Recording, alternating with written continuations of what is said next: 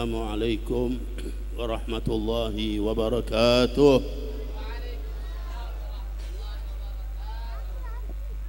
الحمد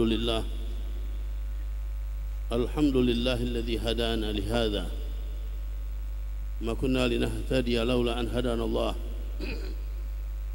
أشهد أن لا إله إلا الله وحده لا شريك له،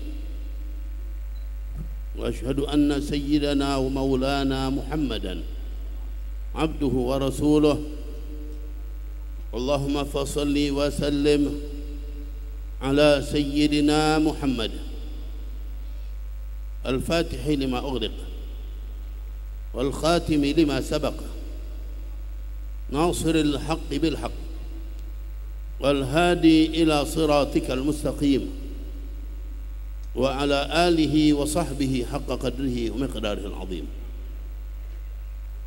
قال الله سبحانه وتعالى في كتابه العزيز: لقد من الله على المؤمنين إذ بعث فيهم رسولا من أنفسهم يتلو عليهم آياته ويزكيهم ويعلمهم الكتاب والحكمة وإن كانوا من قبل لفي ضلال مبين. قال تعالى: واعلموا أن فيكم رسول الله. معاشر الحبائب الكرام، معاشر العلماء الأعزاء، معاشر الأساتذة الفضلاء، معاشر الحجاج، معاشر الحاضرين والحاضرات رحمكم الله، وبالخصوص صاحب المجلس الأستاذ شيخاني beserta keluarga, hafizahumullah wa ra'ahum wa ballaghakum kullama amalu min khairid dunya wal akhirah, beserta semua panitia pelaksana peringatan Maulid Nabi kita Muhammad sallallahu alaihi wasallam di dalam majlis ini, hafizahumullah wa ra'ahum. Kita yang hadir pun di dalam majlis ini maupun yang niat untuk hadir dalam majlis ini, semoga insyaallah Allah limpahkan rahmatnya bagi kita sekalian, Allah limpahkan keberkahannya bagi kita sekalian, dimudahkan segala urusan kita, sampaikan segala hajat kita, diampuni dosa-dosa kita, diangkat derajat kita, dilindungi dari berbagai macam penyakit, musibah, cobaan, bala dan wabak. Panjangkan umur kita dalam taat dan taqwa, dalam sehat dan afiat, dilimpahkan kepada kita rezeki yang banyak, yang berkah, yang halal, yang manfaat. Semoga kelak insyaallah kita semua akan dikumpulkan bersama baginda Nabi kita Muhammad sallallahu alaihi wasallam. Amin ya rabbal alamin. Masyiral hadirin rahimakumullah. Allah memberikan anugerah yang besar kepada kita ketika kita melangkah ke tempat seperti ini, merayakan peringatan Maulid Nabi kita Muhammad. Pada hakikatnya kita bukan sekadar merayakan maulidnya beliau, tapi merayakan Nabi kita Muhammad, mengenang beliau, membaca dan mendengarkan sejarah beliau. Intinya untuk mengikat hubungan kita dengan baginda Nabi kita Muhammad agar lebih kuat lagi, lebih mantap lagi. Masyiral hadirin rahimakumullah.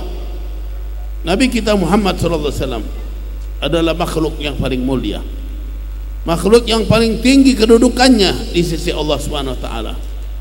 Allah ciptakan berbagai macam makhluk, dari bangsa jin, dari bangsa malaikat, dari bangsa manusianya. Lalu dipilih dan dipilih dari semua mereka itu, yang terpilih Nabi kita Muhammad sallallahu alaihi wasallam adalah makhluk yang paling mulia di sisi Allah, makhluk yang paling istimewa. Inna fadla Rasulullah min ghairi ribatin imamun alal itlaq fi kulli hadrati. Nabi kita Muhammad Rasulullah SAW adalah beliau pemimpin segala kedudukan, segala posisi, dimanapun posisi apapun, pemimpinnya kita adalah Nabi kita Muhammad sallallahu alaihi wasallam. Bahkan di atas segala rasul, malaikat Jibril yang mendampingi beliau sebagai pembawa wahyu, tapi beliau adalah di bawah kedudukan baginda Nabi kita Muhammad sallallahu alaihi wasallam. Jelas sekali itu ditunjukkan waktu peristiwa Isra Mi'raj Nabi kita Muhammad sampai di Sidratil Muntaha. Nabi kita Muhammad diperintahkan untuk terus naik. Sidratul Muntaha dinyatakan terhenti semua kedudukan maqam para hamba-hamba Allah, baik itu para nabi dan malaikat sekalipun. Nabi kita Muhammad disuruh naik lagi, irqa, disuruh Nabi kita Muhammad naik lagi yang tinggi. Nabi kita Muhammad menyatakan, "Atatrukuni fi mithli hadzal maqam ya Jibril? Apakah engkau meninggalkan temanmu aku seperti dalam kedudukan ini?" Maka Nabi kita Muhammad, Nabi malaikat Jibril menjawab, "In irtaqaitu ikhtaraqtu wa in irtaqaitu ikhtaraqta." Kalau aku yang naik, aku terbakar, dan kalau engkau naik, engkau akan tembus terus pada kedudukan dan kedudukan yang tinggi. Itulah baginda Nabi kita Muhammad sallallahu alaihi wasallam. Sallu ala nabi. Masyarul hadirin rahimakumullah. Alhamdulillah kita dipilih menjadi umatnya. Kita diciptakan untuk apa? Agar kita kenal sama Nabi kita Muhammad. Wa'lamu anna fikum Rasulullah. Ketahuilah pada kalian itu ada Rasulullah. Nabi Muhammad ada bersama kita. Nabi Muhammad enggak pernah jauh dari kita. Nabi Muhammad dekat kepada orang yang hatinya ada Nabi kita Muhammad. Bukakan hati kita, berikan tempat untuk Nabi Muhammad ada di hati kita. Kita diwajibkan oleh Allah untuk selalu berhubungan dengan Nabi kita Muhammad, selalu kontak sama Nabi kita Muhammad. Masyarul hadirin rahimakumullah. Bukankah setiap hari kita dituntut untuk mengucapkan salam kepada beliau? Assalamu alayka ayyuhan nabiyyu wa rahmatullahi wa barakatuh. Salam pada engkau, bukan beliau yang ada di kota Madinah, bukan beliau yang ada di alam barzakh, tapi Nabi kita Muhammad. Engkau ya Nabi kita Muhammad, engkau ya Nabi Allah. Kenapa? Nabi Muhammad akan selalu berada bersama kita dimanapun kita berada. Ketika kita di rumah kita, ketika kita di kantor kita, ketika kita di perjalanan, ketika kita dimanapun kita berada, ketika kita kontak sama Nabi kita Muhammad sallallahu alaihi wasallam, Nabi Muhammad akan ada sama kita. Itulah Imam Ibnu Hajar dalam qasidah yang panjang, di antaranya beliau nyatakan, wa fil qabri syarif tarahu hayyan ila kulli biqa'i lahu usulu. Di dalam kuburnya yang mulia Nabi kita Muhammad itu, kalau kau lihat, dia hidup. Nabi kita Muhammad hidup di dalam kuburnya. Usahakan Nabi kita Muhammad dalam peristiwa Isra Mi'raj juga Nabi sallallahu alaihi wasallam pernah bercerita, menyatakan, ra'aitu Musa yusalli fi qabri. Aku lihat Nabi Allah Musa salat di kuburnya, hidup di dalam kuburnya. Walaupun itu dinyatakan bukan salat wajib lagi, karena tidak ada kewajiban orang yang berada di dalam kubur, tapi cuma kenikmatan yang mereka rasakan dengan ibadat tersebut. Kalau sudah Nabi Allah Musa begitu kedudukannya, bagaimana dengan Nabi kita Muhammad? Beliaulah yang bersabda, yang menyatakan, ma min ahadin yusallimu alayya la raddallahu alayya ruhi hatta rudda alaihi salam. Tidak seorang mengucapkan salam kepadaku, melainkan Allah kembalikan rohku kepadaku sehingga aku jawab salam orang tersebut. Ketika kita ucapkan salam pada Nabi kita Muhammad, beliau akan menjawab salam kita. Ma'asyiral hadirin rahimakumullah, dimanapun kita berada. Karena itu ketika kita sholat di masjid-masjid kita, kita ucapkan assalamu alayka ayyuhan nabi wa rahmatullahi wa barakatuh. Nabi Muhammad menjawab salam kita, wa alaikassalam. Bahkan disebut lagi nama kita, sebagaimana diriwayatkan, nama kita wa alaikassalam ya fulan, disebutlah nama kita. Suatu anugerah yang lebih besar apalagi yang kita dapatkan ketika kita mendapat jawaban salam dari Nabi kita Muhammad, bahkan nama kita disebut oleh Nabi kita Muhammad. Semakin banyak kita ucapkan salam kepada beliau, maka semakin banyak pula nama kita disebut oleh baginda Nabi kita Muhammad. Pasti kita akan orang yang paling beruntung dengan kedudukan seperti itu, ketika nama kita diulang-ulang disebut oleh Nabi kita Muhammad sallallahu alaihi wasallam. Jalan untuk hal tersebut terbuka bagi kita semua. Perbanyaklah mengucapkan salawat dan salam pada Nabi kita Muhammad sallallahu alaihi wasallam, maka beliau akan kenal sekali kepada kita. Itulah beliau pernah bersabda, menyatakan, aulan nasi bi yaumal qiyamati aktsaruhum alaihi salatan. Orang yang paling istimewa, paling utama di sisiku di hari kiamat nanti adalah orang yang paling banyak salawat padaku. Inilah kita memperingati Maulid Nabi kita Muhammad, di antaranya apa? Biar menghubungkan diri kita sama Nabi kita Muhammad. Dengan salawat sama Nabi kita Muhammad, Habib Ali bin Muhammad Al-Habsyi menyatakan, salatan yattasilu biha ruhul musalli alaihi bih. Salawat yang menghubungkan jiwa kita dengan jiwanya Nabi Muhammad. Sallu ala Nabi. Masyarul hadirin rahimakumullah. Itulah kita perlu tahu sama Nabi kita Muhammad. Siapakah beliau itu? Makhluk yang paling istimewa. makhluk yang paling afdal, makhluk yang paling luar biasa memiliki kedudukan di sisi Allah Subhanahu wa taala. Tidak ada lagi kedudukan setelah kedudukan Nabi kita Muhammad di sisi Allah. Beliau pernah bersabda menyatakan, "Ma baina sama'i wal ardi syai'un la ya'lamu anni Rasulullah." Tidak ada sesuatu antara langit dan bumi melainkan kenal aku adalah Rasulullah. Sesuatu apapun, bebatuan, pepohonan, hewan-hewan, benda mati, benda padat, benda semua, benda tiada segalanya kenal ama Nabi kita Muhammad. Illa usatil insi wal jin, melainkan yang tukang maksiat manusianya ataupun bangsa jin, inilah yang tidak kenal ama Nabi kita Muhammad sallallahu alaihi wasallam. Masyarul hadirin rahimakumullah, sering kita dengar peristiwa yang terjadi di masa baginda Nabi Muhammad sallallahu alaihi wasallam ketika beliau pernah berjalan di pinggir kota Mekah. Bahkan pernah diriwayatkan beliau juga pernah berjalan sama Sayyidina Ali karramallahu wajhahu radhiyallahu an. Tiba-tiba ada yang mengucapkan salam, "Assalamu alayka ya Rasulullah, assalamu alayka ya Habiballah, ya Nabi Allah." Sayyidina Ali yang menoleh ke depan dan ke belakang, ke kanan dan ke kiri. Beliau tidak mendapatkan seseorang pun yang ada bersama mereka, tapi ada suara yang mengucapkan salam, membuat Sayyidina Ali mencari-cari. Akhirnya Rasulullah SAW menjelaskan, sesungguhnya batu-batuan itu yang mengucapkan salam kepadaku. Batu mengucapkan salam sama Nabi kita Muhammad sallallahu alaihi wasallam. Kenapa batu mengucapkan salam sama Nabi kita Muhammad? Dia tahu ini adalah Rasulullah, dia tahu ini Nabi kita Muhammad. Di samping itu dia juga kepengen ada kontak hubungan sama Nabi kita Muhammad. Kalau batu saja kepengen hubungan ada kontak sama Nabi kita Muhammad, di mana hati kita ma'asyiral ikhwah rahimakumullah? Di mana posisi kita ma'asyiral muslimin rahimakumullah? Kita yang lebih butuh lagi untuk memiliki hubungan dengan baginda Nabi kita Muhammad sallallahu alaihi wasallam. Pohon kenal sama Nabi kita Muhammad. Berapa banyak riwayat yang menjelaskan hal tersebut. Bahkan suatu waktu Rasulullah SAW ketika berdakwah di kota Mekah, peristiwa yang terjadi disebutkan dalam kutub siyar, di antaranya al-isti'ab, manaqibil ashab, al-isabah, lain-lain kitab-kitab tentang manaqib sahabat. Bahkan dicantumkan juga oleh guru kami Sayyidul Imam Al-Walid Abu Muhammad bin Ali Al-Maliki dalam kitab Tarikh Al-Hawadith tentang sejarah Nabi kita Muhammad SAW. Di antaranya ketika suatu waktu Rasulullah SAW berdakwah keliling di pinggir kota, di tengah kota Mekah. Setelah beliau berapa saat capek berdakwah, beliau berjalan ke pinggir kota Mekah. Sampai di pinggir kota Mekah, ketika itu masih awal dakwahnya beliau, masih baru-baru beliau ngajak orang untuk beragama Islam, menyembah Allah.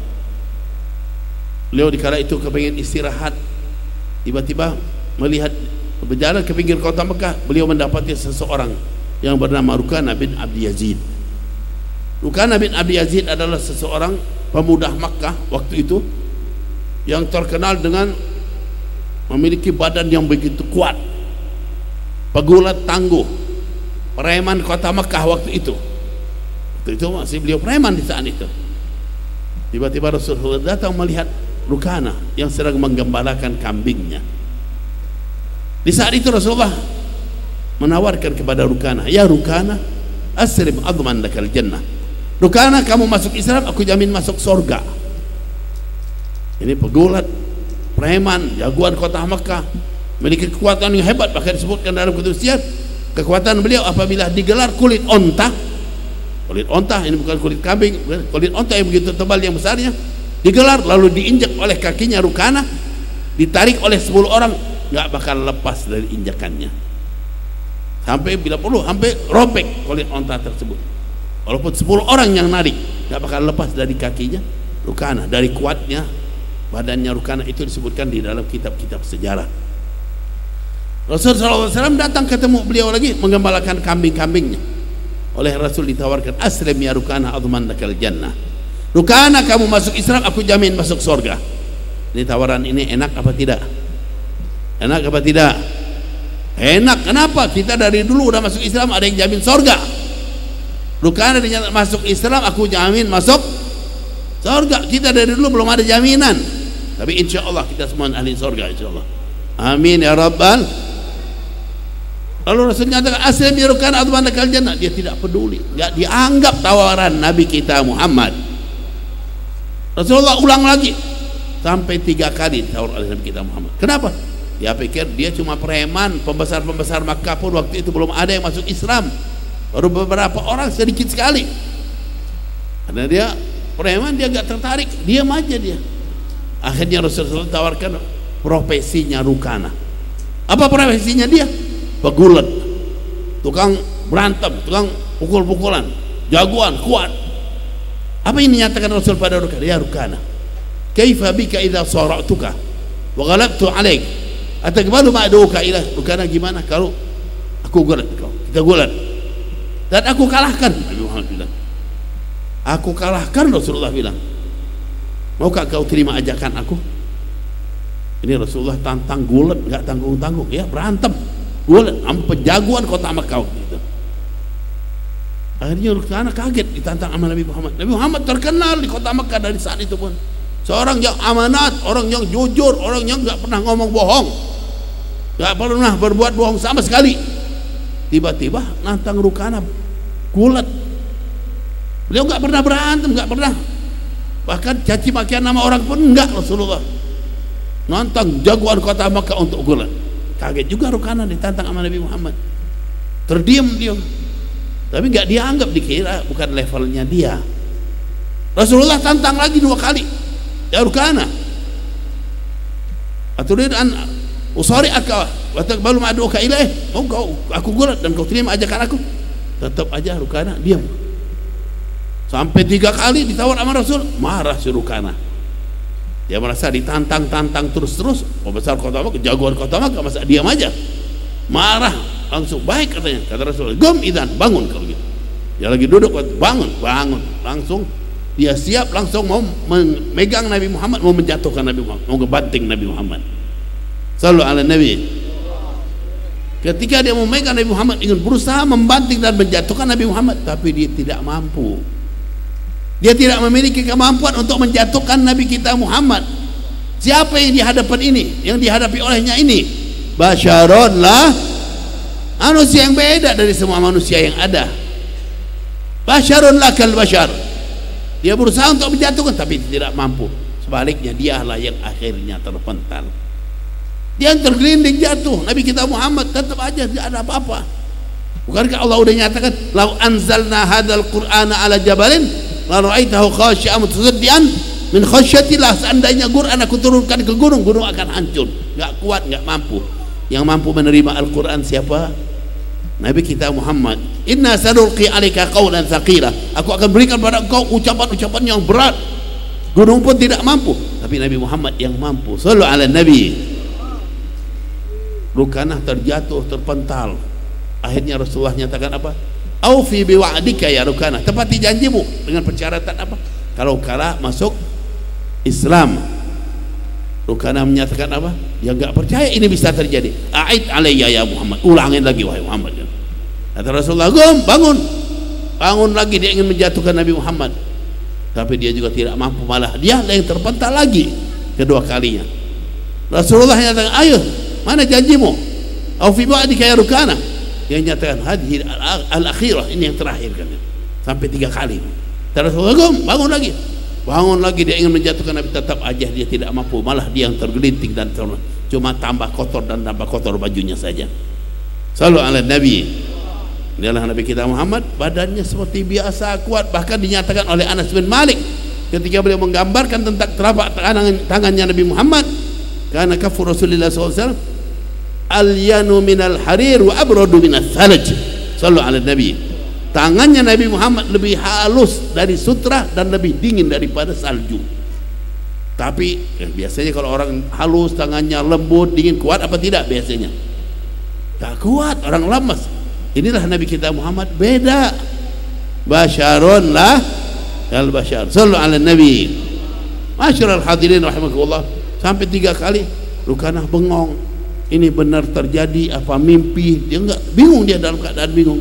Dia tidak tahu yang dihadapi ini siapa. Inilah Rasulullah sallallahu alaihi wasallam. Pada akhirnya Rasulullah tawarkan apa yang telah dia tidak juga langsung menerima ajakan Nabi. Di hadapan mereka ada sebuah pohon kebetulan di situ. Rasulullah yang tanya, Rukana, araita tilka syajarah in da'utuha ta'ti ilai afa tu'minu bi? Rukana, gimana itu dah hadapan ada pohon itu, kalau aku panggil dia datang padaku? Maukah iman padaku? Apa ini nyata rukana? Ud'uha ya Muhammad, perintahkan dia datang. Sama Rasul dipanggil pohon itu. Tiba-tiba pohon itu bergerak ke kanan, ke kiri, ke depan, ke belakang. Dia cabut dengan akar-akar, lalu dia maju menghadapi Nabi Muhammad SAW. Di hadapan Nabi pakai miring lagi pohonnya katanya. Biasanya pohon bisa berdiri tanpa penopang apa enggak? Enggak mungkin. Di samping itu pakai miring lagi. Udah miring, balik lagi tegak lurus pohon itu. Tegak lagi lurus. Karena kaget dia, bingung.